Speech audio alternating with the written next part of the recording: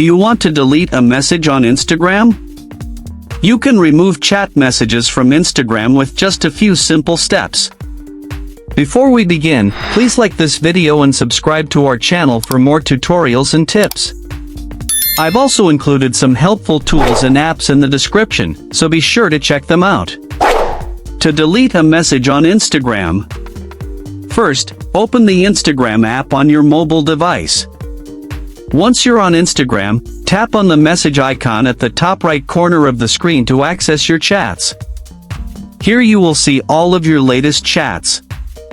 Now, open the conversation that contains the message you want to delete. From the chat conversation screen, find the specific message you want to remove.